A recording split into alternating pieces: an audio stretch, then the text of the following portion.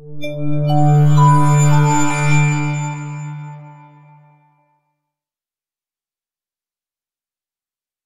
ada informasi yang lebih menghangatkan hati daripada bincang-bincang yang penuh informasi. Bagaimana Bapak kabarnya di rumah?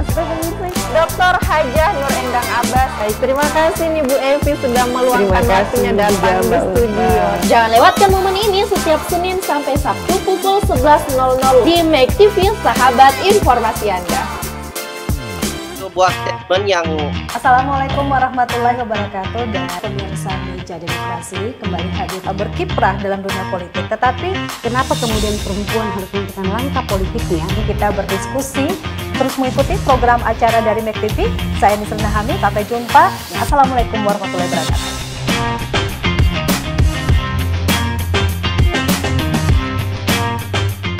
Teman-teman yang ada di rumah, kembali lagi bersama saya Mayang Andini. Sudah banyak yang saya sudah kasih arahan, mereka sudah banyak juga saya kasih perintah. KM Kota Kendari, mau baik kota maupun provinsi. Rumah tangga kita sih masyarakat atau mungkin anak-anak muda yang ingin membangun bisnis tentunya harus siap. Terima kasih waktunya untuk pagi hari ini ya Pak. Terima kasih juga sudah saling saksikan Selamat Pagi Sultra setiap hari Senin sampai Sabtu jam 9 pagi waktu Indonesia bagian tengah hanya di Make TV, sahabat informasi.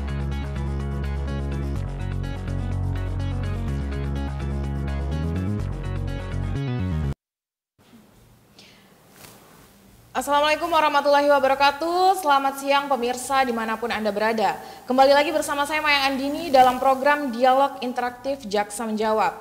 Tentunya pada segmen kali ini kita akan membahas tema tentang program jaksa masuk sekolah sebagai upaya mencegah tindak pidana oleh anak. Berhubungan dengan tema kita pada segmen kali ini telah kita hadirkan tamu yang sangat luar biasa yaitu Bapak Wahyu Wibowo SH selaku Kepala Seksi Intelijen Kejaksaan Negeri Bau-Bau.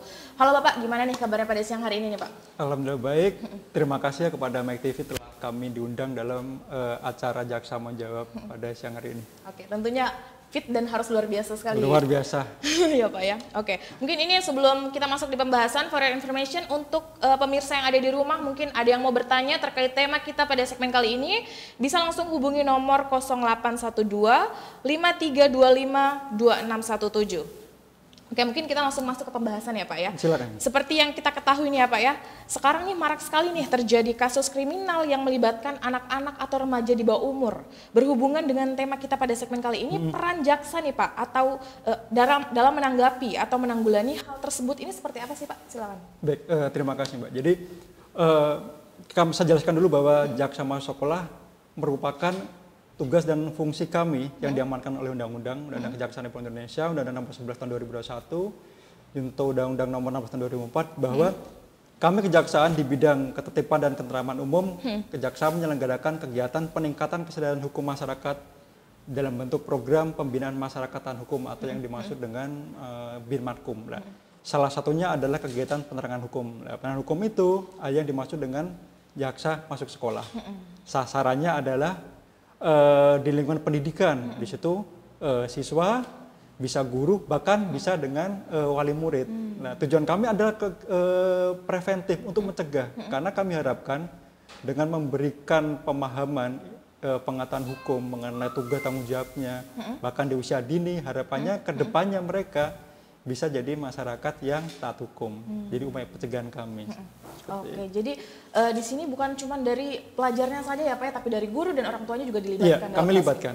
Oke, nah mungkin selanjutnya nih Pak, bagaimana kontribusi program jaksa masuk sekolah dalam mencegah tindakan pidana yang dilakukan oleh anak-anak di Bau-Bau nih Pak khususnya? Silakan Pak.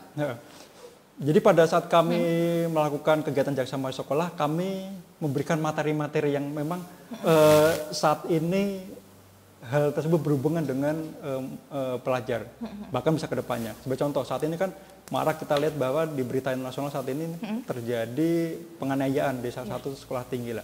Berarti terjadilah perundungan atau bullying di situ lah. Itu materi yang kami berikan salah satunya. Di situ ada juga materi terkait dengan kenakalan remaja, tawuran, materi terkait dengan narkoba lah.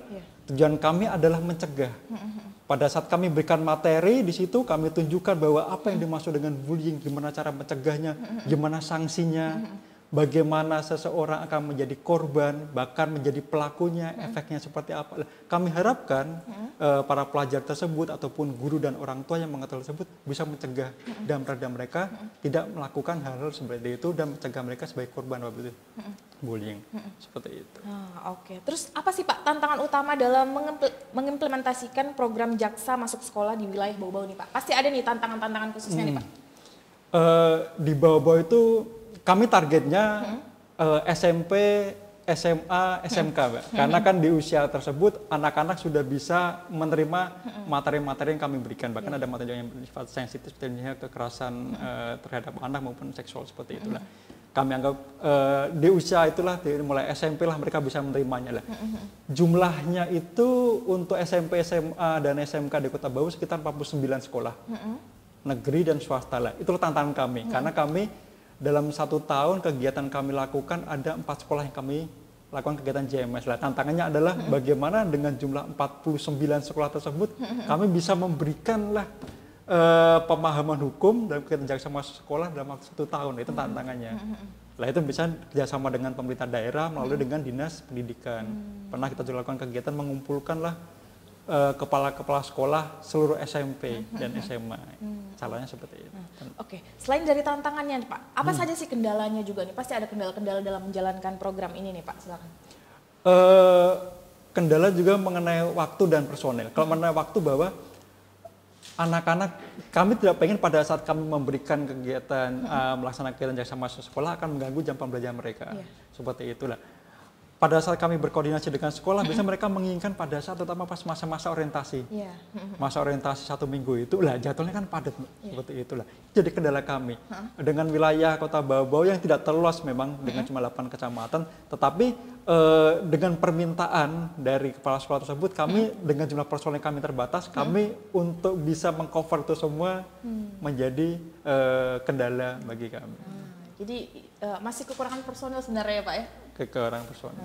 Oke. Nah selanjutnya nih Pak, bagaimana nih reaksi dan partisipasi dari sekolah, orang tua dan masyarakat nih terhadap program Jaksa Masuk Sekolah ini nih Pak? Sangat positif Mbak, sangat positif ya tentunya ya Pak. Itu makanya tadi saya sampaikan bahwa mereka itu pada saat kami memberikan kegiatan Jaksa Masuk Sekolah sebagai contoh sekolah, mereka pasti kepala sekolah sampaikan, Pak bisa nggak mengisi lagi?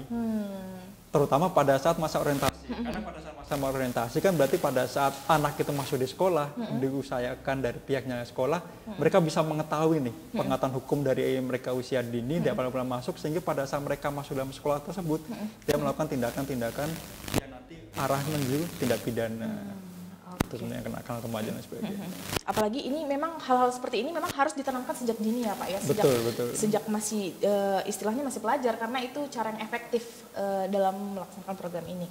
Selanjutnya nih Pak, apa saja Pak strategi yang digunakan untuk meningkatkan kesadaran dan pemahaman anak-anak tentang hukum melalui program Jaksa Masuk Sekolah nih Pak, silakan. Baik, lebih kepada cara dan materinya Pak. Jadi kami berusaha memberikan materi atau cara penyampaian yang mudah dicerna oleh anak-anak. Karena memang di usia anak-anak itu untuk kita berikan bahasa hukum, mereka mungkin kurang mengerti ya. Kita berikan bahasa yang mudah dengan menampilkan PowerPoint dan sebagainya. Dan kami memang kemarin salah satu yang dibuat oleh Kejaksaan Negeri ada aplikasi yang namanya Speak Kejaksaan, yaitu kita berusaha untuk bekerjasama. Sekarang ini ada program namanya Merdeka Belajar. Nah, kami menggunakan Speak Kejaksaan untuk anak-anak itu tidak perlu harus melihat di layar, tidak perlu harus melihat di layar yang ditunjukkan di aula sebagai contoh tempatnya, tapi cukup dengan handphone ataupun dengan tablet masing-masing. Kan kita berusaha untuk sama dengan kegiatan Merdeka Belajar yang dilakukan oleh Kementerian Pendidikan kan, menggunakan media-media yang interaktif seperti itu. Apalagi kita sudah ada di era digital ya Pak ya. Pasti istilahnya tidak membosankan juga untuk para pelajar yang ingin mengetahui hal tersebut ya Pak. Betul. Oke. Selanjutnya nih Pak, apa yang dapat dilakukan oleh masyarakat dan pemerintah setempat untuk mendukung keberlanjutan program Jaksa Masuk Sekolah di masa depan nanti nih Pak, silakan. Baik, jadi dukungan dari pemerintah daerah, pemerintah Kota Bau-Bau khususnya itu sangat positif, Mbak. Seperti saya sampaikan bahwa kami pernah melakukan kegiatan bekerjasama dengan Dinas Pendidikan untuk mengundang keseluruhan dari kepala sekolah tersebut. Itu ada cara yang kami untuk mengantisipasi dengan kendala jumlah, kendala wilayah yang luas tersebut, sehingga bisa dalam satu kali kegiatan kami bisa memberitahukan kepada para pendidik-pendidik ini bahwa apa yang terkait dengan hal yang berhubungan hukum, terutama terkait dengan anak-anak didiknya mereka. Orang tua pun sama. Sejauh ini bagaimana nih perubahan mungkin setelah jaksa masuk di program ini, Pak? Bagaimana perubahan mungkin dari yang dulunya anak-anak masih takut nih, istilahnya tidak takut dengan kriminal, sekarang bagaimana sih Pak perubahan setelah program ini dijalankan? Kalau kami nilainya dari jumlah tingkat kriminalitas, Mbak. Jadi sebagai contoh di Kota Babo data terkait dengan perkara tindak pidana yang berhubungan dengan kekerasan, Mbak, bisa dengan penganiayaan pasal 351, 170, kekerasan bersama-sama maupun kekerasan terhadap anak, sama-sama anak, tetapi pelakunya anak. Pada tahun 2022 jumlah perkara itu yang masuk di Kejaksaan Negeri Babo ada 16 perkara. Tahun 2023 tahun kemarin ada 11 perkara dan tahun ini bulan 5, Mbak, sudah ada 2 perkara lah. Terjadi penurunan. Ya, harapan kami semoga penurunan itu terjadi karena kami melakukan upaya preventif dalam bentuk jaksa masuk sekolah, sehingga anak-anak itu, karena terutama banyak sekali perkara-perkara tindak pidana yang berhubungan dengan kekerasan fisik. Nah, kekerasan fisik itu kalau di anak-anak sekolah biasa diakibatkan penyebabnya karena bullying tersebut, karena kenakalan remaja untuk tawuran, sehingga pada saat mereka di luar sekolahnya bersama-sama dengan temannya atau dia pribadi karena sudah biasa melakukan di sekolah, dia melakukan tindak pidana yang tadi akhirnya menjadikan mereka sebagai pelaku tindak pidana. Nah, jumlahnya turun itu. Semoga harapan kami itu karena upaya kami secara preventif dengan kegiatan jaksa masuk sekolah. Nah, selanjutnya nih Pak, bagaimana program jaksa masuk sekolah dapat secara konkret mengubah pola pikir dan perilaku anak-anak untuk menghindari tindakan pidana di bau-bau ini, Pak, khususnya? Silakan, Pak. Baik, materi yang kami berikan tidak hanya materi terkait dengan apa itu pengertiannya, apa itu bentuknya, tetapi juga akibat yang ditimbulkan. Sebagai contoh bullying. Bullying itu kan sebenarnya yang akibat negatifnya tidak hanya kepada korban, tetapi pelaku juga sama akibatnya. Bahkan apabila mereka sampai lanjut dan terjadi tindak pidana, mereka juga akan dipenjara. Apalagi materi kami berikan di anak usia dari SMP, SMK, SMA. Itu kan usia memang mereka sudah bisa sesuai dengan undang-undang terkait dengan undang-undang sistem peradilan anak, mereka sudah bisa dimasukkan ke penjara usia 14 tahun ke atas, kan 14 tahun sampai 18 tahun. Mereka sudah bisa menjalani seperti itu. Jadi upaya-upaya itulah membuat yang kami berikan sehingga mereka mengurungkan niatnya melakukan tindak pidana. Apakah ada istilahnya perbedaan pidana antara kalau misalnya melakukan anak-anak dengan orang yang sudah dewasa tuh, Pak? Ada perbedaan nggak di antara situ tindak pidananya? Baik. Jadi sesuai dengan Undang-Undang Nomor 11 Tahun 2012 terkait dengan sistem peradilan anak, ada banyak sekali perbedaan. Salah satu di antaranya adalah ada namanya diversi. Jadi pada saat ancaman pidananya tidak melebihi 7 tahun, bisa diversi. Jadi artinya memulihkan kembali keadaan semula. Jadi kita mendamaikan antara pihaknya korban dan pihaknya pelaku. Karena anak-anak belum tentu dia melakukan karena niatnya dia sendiri, tapi karena mungkin keadaan dan sebagainya. Nah, kita bisa mendamaikan diversi. Terus juga dalam undang-undang tersebut ancamannya untuk anak itu setengahnya, diancam maksimal seperti itu. Dan juga lapasnya, lembaga pemasarakatannya khusus lapas anak. Dan juga selain itu ada juga ketentuan mengenai bahwa dia tidak secara langsung dipidana penjara, tetapi ada rangkaian kegiatan sebagai contoh ada pendamping sosial, ada bapas yang mendampingi mereka, memberikan bahwa si anak ini layak tidak untuk dipidana. Karena ada beberapa lembaga yang untuk upaya pidana itu sebagai upaya hukum terakhir, sebagai pidana terakhir, karena mereka sebagai anak kita pengennya juga anak itu kembali lagi ke orang tuanya. Betul sekali. Mungkin selanjutnya nih Pak, bagaimana nih program jaksa masuk sekolah dapat beradaptasi dengan perkembangan tren dan tantangan baru yang mungkin dihadapi oleh anak-anak seperti cybercrime atau penyalahgunaan narkoba nih Pak, contohnya? Baik. Terkait dengan cybercrime, terkait dengan narkoba, kami ada materi yang kami berikan contoh. Karena gini, sebagai contoh bullying, kita balik bullying, terkait perundungan.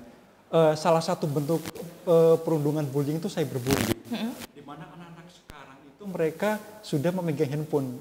Anak SMP udah pegang handphone, ada gadget, dan mereka sudah menggunakan media sosial. Di media sosial itu kita tidak mengetahui bahwa siapa yang akan merundung kita. Anak-anak tidak tahu, intinya mereka pengen membuat story, pengen membuat status terkait dengan hal-hal yang mereka sukai. Tetapi mereka dengan usia sedini itu mereka tidak mengetahui apa yang mereka tampilkan akibatnya akan memperoleh komen. Apakah ini salah atau tidak? Salah. Dan pelakunya juga yang membuat komen negatif belum tentu juga orang yang seperti itu. Karena ini kan media sosial, kan media sosial belum tentu orang yang real, yang nyata seperti itu. Nah, tapi efeknya pada saat cyberbullying sama dengan efek yang diberikan oleh perundungan berupa fisik, verbal atau sosial, kan sama. Cuma memang berubah menjadi cyber lah. Itu kami berikan kepada mereka gimana mereka harus mengantisipasi jangan sampai mereka sebagai korban, bahkan pelakunya. Sama dengan narkoba. Narkoba juga sama. Kita tunjukkan kepada mereka ancamannya seperti apa, bentuknya seperti apa, gitu kan. Karena itu, Mbak, bukan berarti karena mereka anak usia 18 tahun, mereka pada melakukan tindak pidana tersebut, mereka akan bebas. Tidak, mereka harus bertanggung jawab. Cuma memang kadarnya tidak seperti orang dewasa. Di usia mulai SMP mereka sudah bisa bertanggung jawab apabila melakukan tindak pidana seperti narkoba dan cyber. Supaya ada efek jerah juga ya Pak ya dari pihak anak-anaknya sendiri. Betul. Ya Pak ya. Oke, mungkin kita tahan dulu nih perbincangan kita bersama Pak Wahyu. Jangan kemana-mana, tetap di Dialog Interaktif.